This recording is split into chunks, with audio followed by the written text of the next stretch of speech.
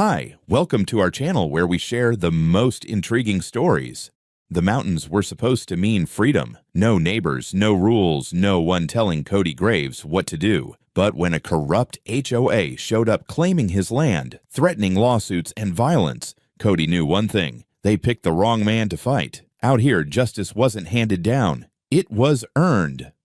The morning air in the mountains of Idaho was crisp and filled with the scent of pine and damp earth. The first golden rays of sunlight stretched across the rolling hills, casting long shadows over the valley. Cody Graves stood on the wide porch of his newly built log cabin, sipping a steaming cup of black coffee, feeling a deep sense of satisfaction settle in his chest. For years he had dreamed of this moment. After spending 2 decades working as a marine engineer, traveling from one industrial shipyard to another, dealing with corporate nonsense and the ever-growing pressures of city life, he had finally escaped. No more traffic, no more crowds, no more concrete boxes stacked on top of each other like lifeless tombs. This land, 20 acres of untouched wilderness, was his and his alone. He had spent months searching for the perfect spot, ensuring it was as far from civilization as possible while still allowing him to access town when necessary. The most important detail had been that the property was not part of a homeowners association.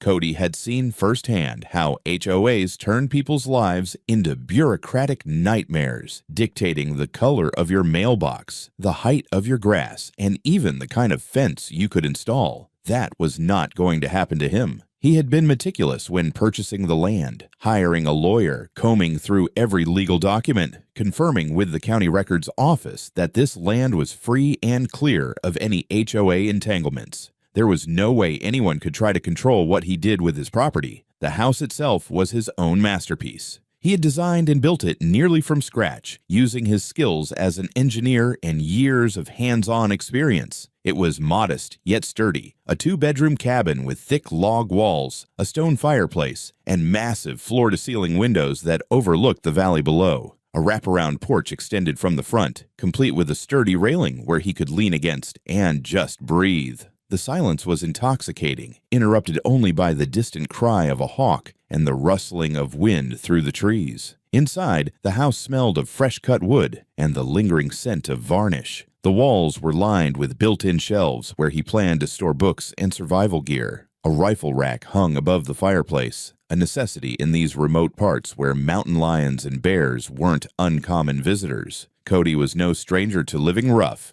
and he had taken every precaution to ensure he was prepared for anything. His nearest neighbor was miles away, a retired Vietnam vet who lived in an old A-frame cabin. The town itself was about a 40-minute drive, small enough that everyone knew each other, but big enough to have the essentials: a general store, a bar, and a single-pump gas station. It was exactly the kind of place he had always wanted. For the first time in years, Cody felt free. No alarms, no schedules, no meetings. Just him, his land, and the endless sky stretching over the mountains. As he finished his coffee, he glanced toward the winding dirt road leading up to his property. He had spent days clearing that path himself, making sure it was sturdy enough for his truck, but rough enough that strangers wouldn't stumble onto his land by accident. He had earned this peace, and he intended to keep it.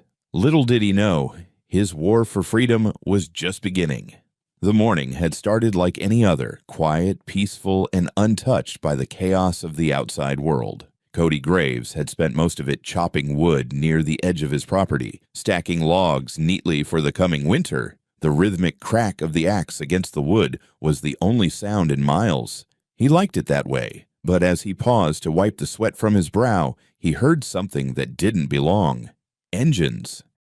At first, he thought it might be a passing vehicle on the main road down by the valley, but then the rumble grew louder. The unmistakable crunch of tires on gravel echoed through the trees. Someone was coming up his driveway. Cody's jaw tightened. Nobody ever drove up here, not unless they had a damn good reason. Dropping the axe, he turned toward the house, wiping his hands on his jeans. The long, winding dirt road leading to his cabin wasn't easy to navigate unless you knew where you were going. Whoever these people were, they had come deliberately. As the vehicles came into view, Cody's unease turned into a simmering irritation. 2 black SUVs pulled up side by side, their engines growling like predatory animals sizing up their prey. Their glossy exteriors stood out against the rugged landscape like city dwellers lost in the wilderness. The doors opened in near-perfect unison, and out stepped 4 people, dressed as if they were heading to a board meeting rather than a secluded homestead. Leading the group was a woman in her 50s,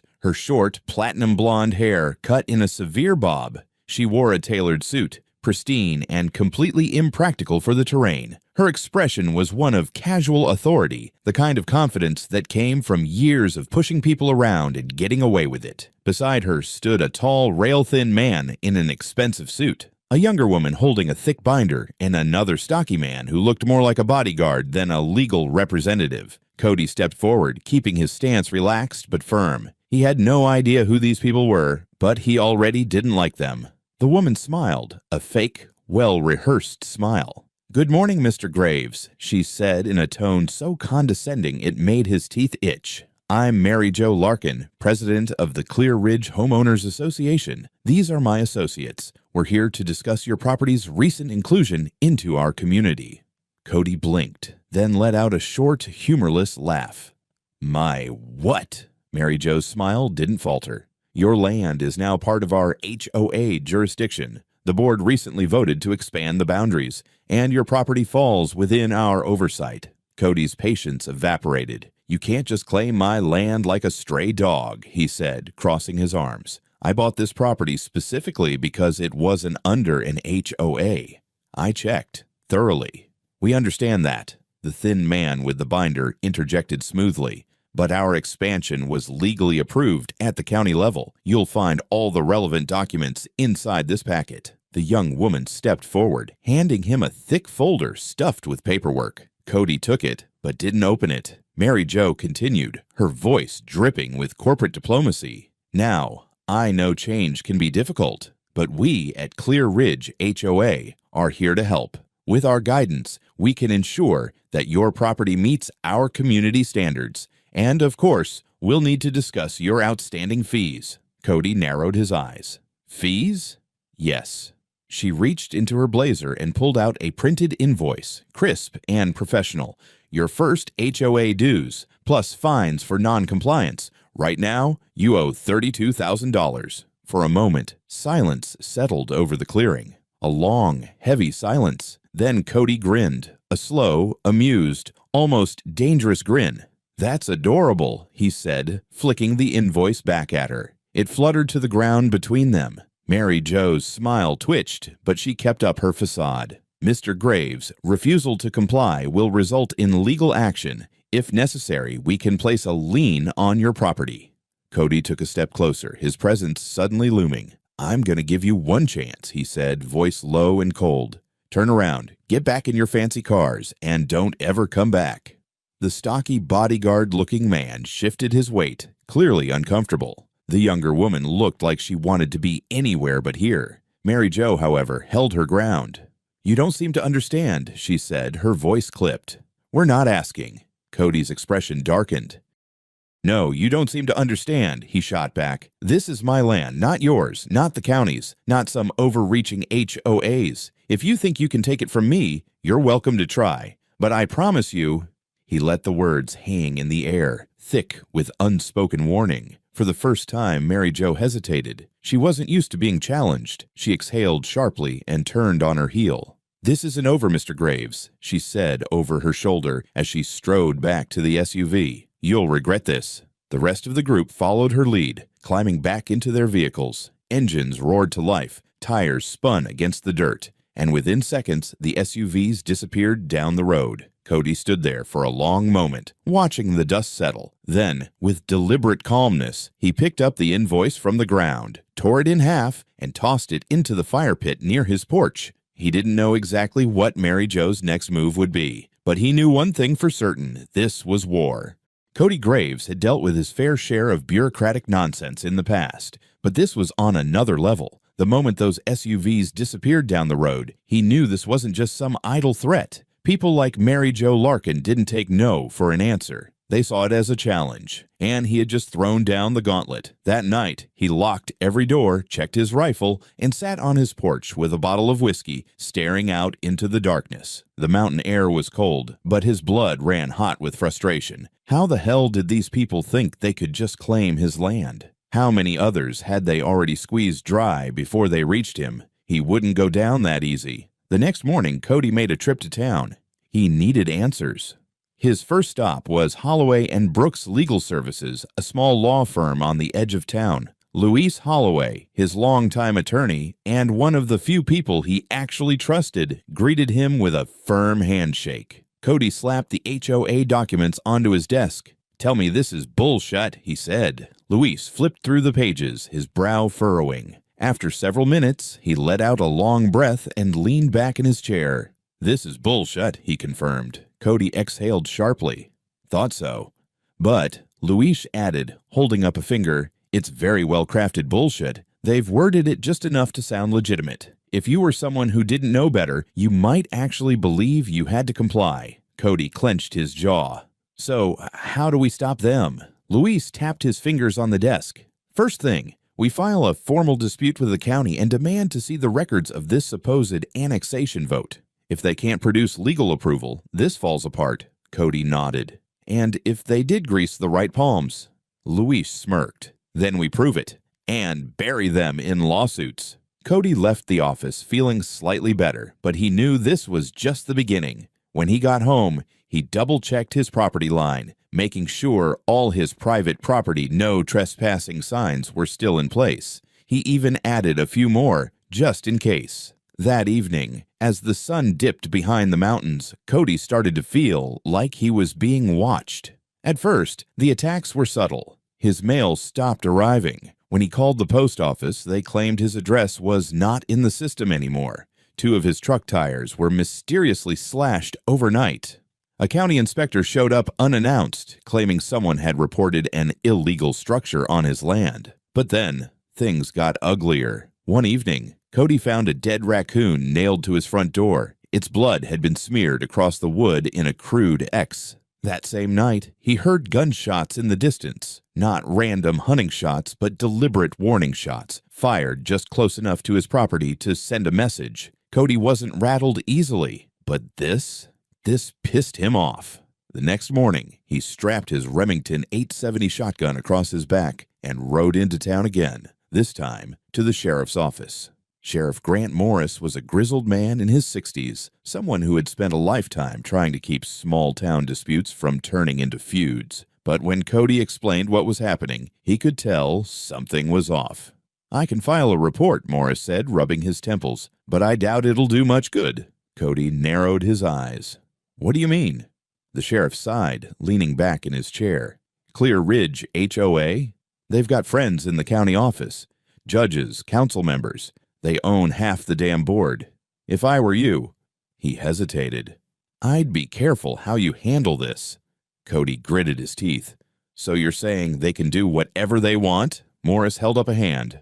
"I didn't say that, but they think they can. And until you prove otherwise, they'll keep pushing." Cody left the station more determined than ever. If the law wouldn't protect him, then he'd protect himself. That night, Cody set up hidden trail cameras around his property, carefully positioning them in trees and along the driveway. If anyone set foot on his land, he'd know about it. He also rigged up a few surprises: tripwires attached to flare traps, motion-activated floodlights, and a reinforced gate with an alarm sensor. Then he waited. The next night, just after midnight, the cameras caught movement. 2 figures creeping through the trees near his fence line. Cody grabbed his shotgun, stepped onto the porch, and cocked it loud enough for the intruders to hear. The 2 figures froze, then took off running. Cody grinned in the darkness. They weren't expecting him to fight back, but they'd just made the biggest mistake of their lives. This war, it had only just begun. Cody Graves had never been a man to start fights, but when one came knocking on his door, he sure as hell knew how to finish it. After catching the 2 intruders sneaking around his property on the trail cameras, he didn't sleep much that night. Instead, he stayed up by the fire, loading shells into his Remington 870, sharpening his knife, and making a mental list of every damn thing he needed to do before this situation spiraled completely out of control. If the HOA thought they could intimidate him, they were about to learn a hard lesson. At sunrise, Cody was already outside, reinforcing his fence line and installing new motion sensors. He had just finished securing the last wooden post when he heard it. Engines again. 2 black SUVs, the same ones from before, crawled up his driveway like cockroaches. This time, they didn't just park. They rolled right up to his house, kicking up dust, as if they owned the damn place. Cody didn't even hesitate. He stepped onto his porch, shotgun in hand, waiting. The doors opened, and out stepped Mary Jo Larkin, looking just as smug as before. But this time, she wasn't alone. She had brought 5 men with her, not lawyers, not board members, but enforcers. They wore dark coats, their hands tucked into their pockets, the bulge of concealed weapons not even subtle. Cody's jaw tightened. Mary Jo smiled. "Good morning, Mr. Graves." Cody didn't return the sentiment. "You've got about 10 seconds to tell me what the hell you're doing on my property." One of the men, a thick-necked brute with a shaved head, took a step forward. Cody immediately raised his shotgun, resting it against his shoulder in a casual but unmistakable warning. "Try it," he muttered, finger resting on the trigger. The man hesitated. Mary Jo sighed dramatically, as if she were the one being inconvenienced. "Mr. Graves," she said, voice cool as ice, "I gave you the opportunity to resolve this like an adult. Instead, you've chosen resistance." Cody let out a sharp, humorless laugh. "Lady, I don't know what twisted little world you think you live in, but in the real one, people don't get to vote themselves into ownership of someone else's land." Mary Jo's smile thinned. "That's where you're wrong. The law is on our side." Cody's eyes burned into hers. "Then why do you bring the muscle?" A tense silence hung in the air. The goons were shifting uncomfortably now, realizing that this wasn't some suburban homeowner they could scare into compliance. This was a man who had built his house with his own 2 hands, who had spent years on the ocean fixing ships in the middle of deadly storms, who had hunted and fought and survived worse things than a corporate parasite like Mary Jo. Cody let his gaze sweep over them. "You're trespassing," he said, voice low. "Get in your cars, turn around, drive away." Mary Jo shook her head. "I don't think you understand." Boom. Cody fired 1 round into the dirt, just inches from Mary Jo's polished heels. The sound roared through the trees, sending birds scattering into the sky. The men flinched, hands darting toward their jackets. Cody tilted his head, daring them. "Go ahead," he said, his voice a quiet threat. "See how that ends for you."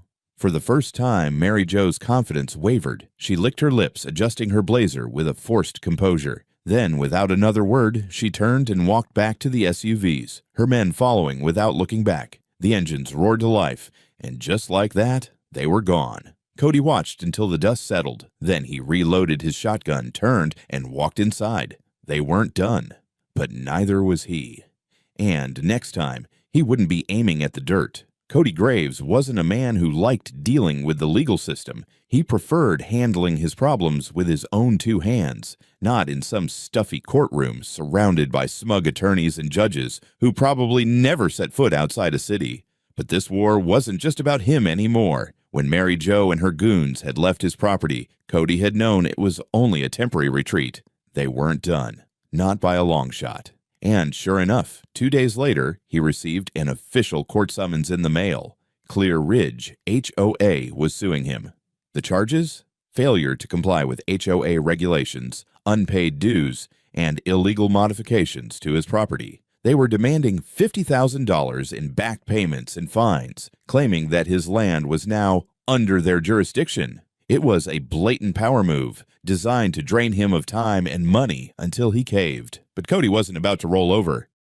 The next morning, Cody sat in the office of Luis Holloway, his lawyer, and one of the only people he actually trusted in this godforsaken mess. Luis looked pissed. "They're bold. I'll give them that," he muttered, flipping through the paperwork. "But also reckless. They're making this sound airtight, but it's got more holes than Swiss cheese." Cody leaned forward. "Can we win?" Luis smirked. "Oh, we're not just gonna win. We're gonna bury them." The strategy was simple. 1. Challenge the HOA's legal authority. Cody never signed a contract and no legally binding agreement ever placed his land under their control. 2. Expose the fraud. Luis had already dug into county records and found irregularities in how the HOA had expanded its boundaries. 3. Bring in the other victims. Luis had already contacted 15 other homeowners who had been targeted by Mary Jo's little scam. Some had lost thousands in bogus fees. Others had already sold their land under pressure and threats. Cody had no intention of letting this end with just a fine or settlement. He wanted Clear Ridge HOA destroyed. 2 weeks later, the battle lines were drawn. Cody walked into the county courthouse dressed in a button-up shirt and jeans, while Mary Jo sat primly in her chair, dressed in a sleek gray suit, her expensive lawyer beside her. The judge, an older man with sharp eyes, took his seat. "Let's get this over with," he said, sighing. "Mr. Graves, I see you're contesting the charges." Luis stood. "That's correct, Your Honor, and we have more than enough evidence to prove these claims are fraudulent." Mary Jo's lawyer chuckled. "Fraudulent? The contract is clear, Mr. Holloway. The Clear Ridge HOA expanded its jurisdiction through a legal vote, which—" Luis slammed a folder onto the table. "A vote that never happened." The room went silent. The judge raised an eyebrow. "Excuse me." Luis opened the folder, revealing county records, legal filings, and signed witness statements. "Your Honor, the alleged vote that Clear Ridge HOA claims expanded its territory, it was never registered with the county. In fact, if you look at Exhibit C, you'll find the signatures on their approval documents don't match the actual records. Several homeowners listed as voters were either deceased at the time of signing or never even attended any meeting." Cody watched as Mary Jo's face paled, but Luis wasn't done. "We've also obtained bank records linking Clear Ridge HOA's board to multiple cash payments made to county officials weeks before the alleged vote took place." The judge's eyes darkened. "You're telling me this vote was fabricated?" Luis nodded. "And worse. This isn't the first time they've pulled this stunt." He gestured toward the group of homeowners sitting behind Cody. "These are 15 individuals who have been harassed, threatened, and in some cases, forced to sell their homes under the same fraudulent claims." Cody didn't have to look to know that Mary Jo was losing it. Her lawyer tried to cut in, but the judge held up a hand. "Enough," he said, rubbing his temples. "I've heard more than enough." He turned to Mary Jo, his voice icy. "This court does not take kindly to fraudulent land grabs. Not only is this lawsuit dismissed with prejudice, but I am ordering a full investigation into Clear Ridge HOA's activities." Mary Jo stood up abruptly. "Your Honor, Sit down." She sat. The judge exhaled and looked at Luis. "Mr. Holloway, do you intend to file counterclaims?" Luis grinned. "Absolutely." The next few weeks were a whirlwind of destruction, for Mary Jo at least. The county investigation confirmed everything: fraud, document forgery, and illegal land acquisition. Several board members resigned overnight, trying to distance themselves from the sinking ship. Mary Jo was arrested on charges of fraud and racketeering, along with 2 of her closest allies. As for the homeowners, every single fraudulent lien, fine, and fee was wiped clean. Some of them even received financial restitution from the court. And Clear Ridge HOA dissolved, completely and permanently. A month after the trial, Cody sat on his porch, watching the sun set over the mountains. His land was safe. His home was his own again. And Mary Jo. She was rotting in a jail cell with a 10-year sentence hanging over her head. Cody took a slow sip of his beer, feeling true peace for the first time in months. The war was over, and he had won. The war was over, and Cody Graves had won. For the first time in months, his land was truly his again. No threats, no court summons, no sleepless nights waiting for the next dirty trick. Clear Ridge HOA was dead, its leadership either in prison or hiding, and no one would ever try to claim his home again. Cody sat on his porch as the sun dipped behind the mountains, casting long golden shadows over the valley. The air was crisp, filled with the scent of pine and damp earth after last night's rain. He let out a slow breath, feeling something he hadn't felt in a long time: peace. A week after the trial, Luis called with the final update. Judge ruled on the last of the counterclaims. Not only is your land permanently exempt from any future HOA jurisdiction, but the county put new restrictions in place. No HOA in this area can ever expand without 100% owner approval. Cody smirked.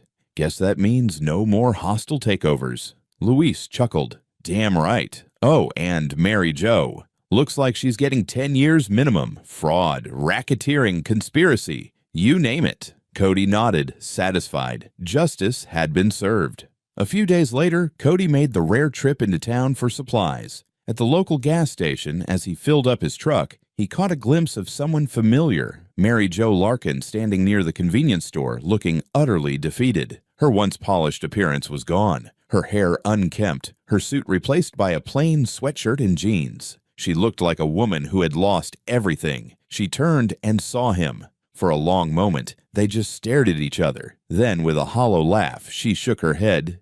Guess you won. Cody took a slow sip of his coffee, then said, calm and firm, it was never about winning, Mary Jo.